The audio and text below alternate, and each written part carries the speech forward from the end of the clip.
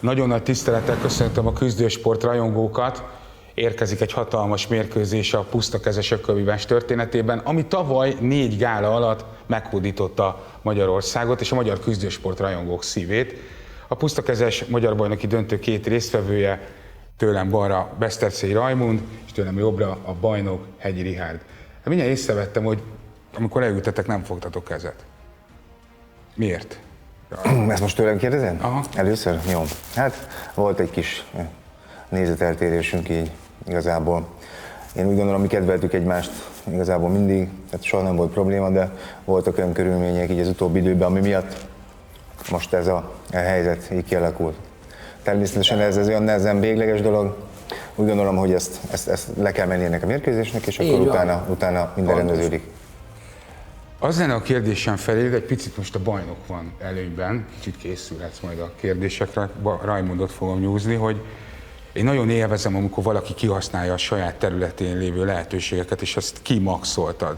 És azt érzem, hogy már annyira jól tolod magad, hogy esetleg nem érzed azt, hogy túltolod azzal, hogy olyan élesre húzod ezt a magyar bajnoki címmérkőzést, hogyha kikapsz, akkor azt fogják mondani, hogy ennyi volt a Beszterczei Rajmund vége. Nem, mert nem gondolom azt, hogy ki fogok kapni. Tehát én teljes mértékben, én megmondom őszintén, tehát 16 éve versenyzek, nekem az első meccsem is kiskesztyűben volt, és tisztában vagyok igazából a képességeimmel, azokkal a dolgokkal, hogy igazából ez egy olyan szabályrendszer, amit tényleg nekem teremtette Jóisten. Tehát tényleg erőset ütök, azért igazából bírom az ütéseket is, és tényleg én MMA-ztam, ugye 16 évig MMA-ztam, és nekem az MMA az olyan volt, hogy nagyon ügyes vagyok földön állva is, viszont sose volt olyan a kardiovaszkuláris rendszerem, ami egy bajnok alapanyagot képezhetne. Ugye az 5x5 perc. Tehát felle.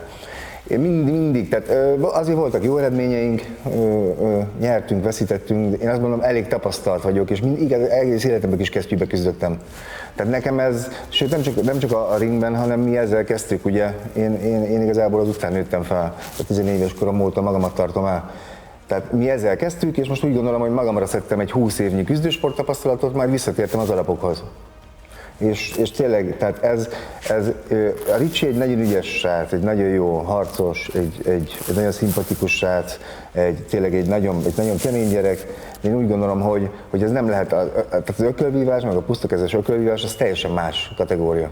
Tehát itt nem arról van szó, hogy valaki technikásabb a másiknál, vagy hogy a kondíciója milyen, tehát ez nem erről szól. Tehát itt egyetlen ütés elég, és onnantól kezdve vége dalnak. Ricsi, neked mi a véleményed arról, amit a Rajmund itt leművel a közösségi oldalakon az elmúlt időszakban? Hozzászólásokban láthattuk a véleményedet, de itt a nézők is szerintem kíváncsiak, hogy mi a véleményed a kihívóról, meg mi a véleményed ezekről a hetekről? A számomra se volt szimpatikus, ahogy eddig a Rajmi viselkedett, viszont a legutóbb felrakott egy videót, ami eljutott hozzám, és azt szerintem az teljesen korrekt. Én ezt úgy gondolom, hogy ezt így kell, hogy van egy bizonyos határ, amit szerintem nem szabad átlépni, lehet, hogy ezt ő is így gondolta, és felrakta ezt a videót, ezt jól megmosolyogtam, szerintem ez teljesen normális, ez belefér egy trash talkba. Jó bunyós a Rajmi, én nem szeretném elvenni az érdemeit se, természetesen tényleg le a kalappal kemény csávó, ez így is van. Hiteles kihívó a szemétbe ő egyébként? Igen, valamihez figyelj, most azt nem lehet tőle elvenni, 3-ból 3 meccs, mind a 3 első menetes kivégzés, viszont ez annyit hozzáfűznék, hogy mind a 3 40 év fölött volt, mind a 3 tudjuk, hogy miért nem az a kategória volt, én más kategória vagyok, úgy gondolom, én ezt a címet meg fogom védeni, én ebben nagyon biztos vagyok, annak is örülök, hogy a Rajmi is maga biztos, mert ez azt jelenti, hogy egy nagyon jó meccset fogunk produkálni, bízok benne. Az ütőerő, hát azt szerintem mindenki láthatta, hogy a Robi ellen 3 meneten keresztül miket kaptunk. Ilyen pupos volt a fejem, a Robi azért elég jó ütő volt, mindig is az ökölvíváson belül. Ha az ő ütéseit kibírtam, meg most az olyan sparring partnerekkel készülök, akik elég nagy ütők, szóval én attól nem félek, hogyha el is talál, le fogok menni. Az első meccsen valóban kicsípkéztétek egymást a Cservenkával, de te is tudod, hogy a második mérkőzésen végigbunyóztál 5 menetet, és sokan azért kritizálnak, hogy egy pusztakezes ökölvívó mérkőzés hogy mehet végig 5 meneten. Ezek szerint nem találtátok el egymást. Erről hogy vélekedsz? Hát azért eltalálgattuk egymást, azért meg lehet nézni a Robinak is a fejét, hogy nézett ki. Engem is eltalált azért a Robi, nekem is volt egy kis szakadásom, szóval igen, a második meccs ez nem volt olyan tüzes, de azért az mégiscsak 5 menet volt.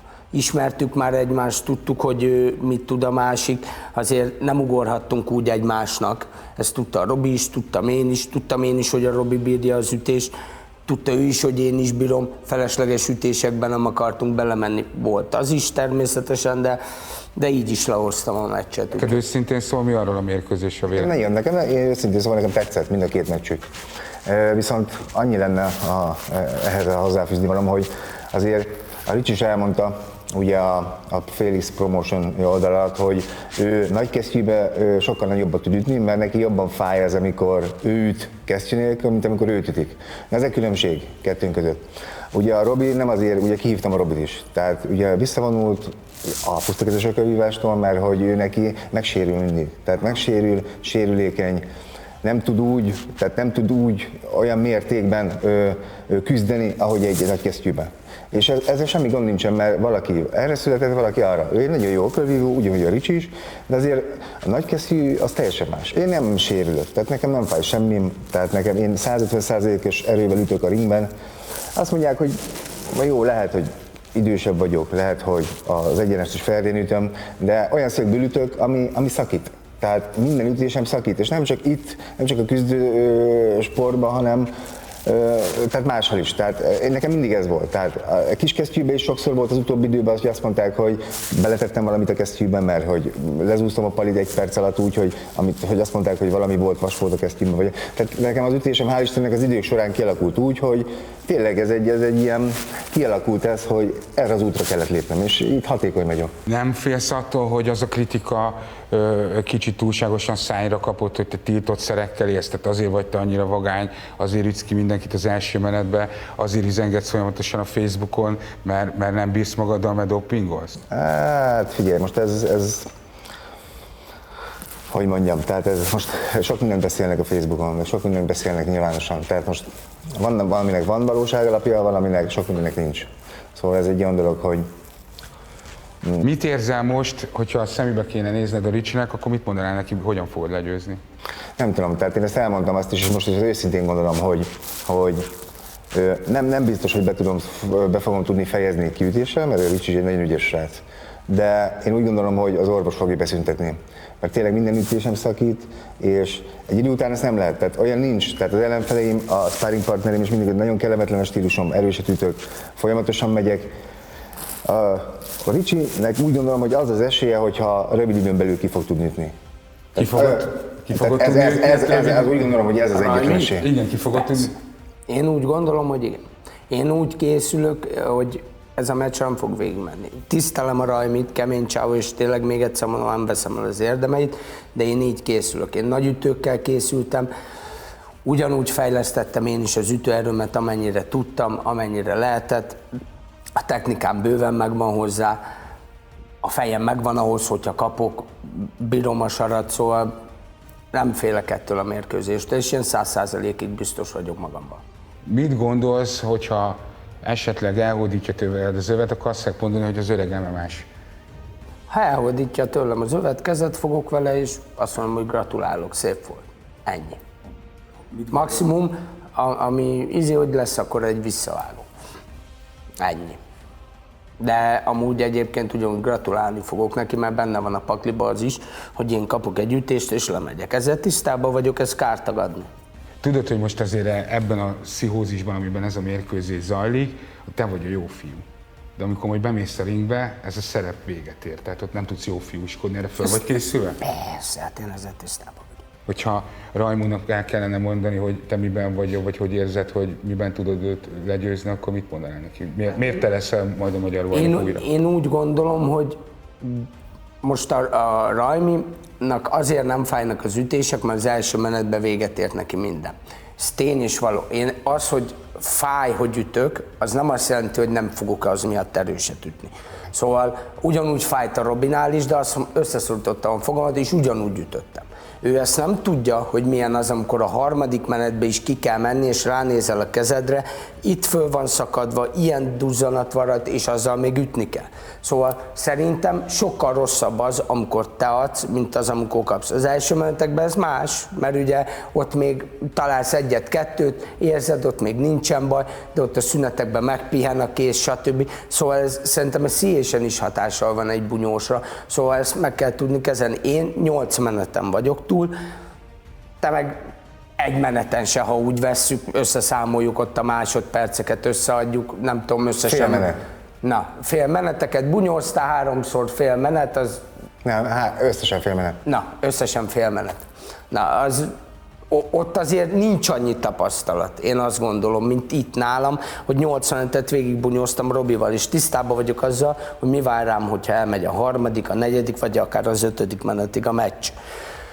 Én erre készülök.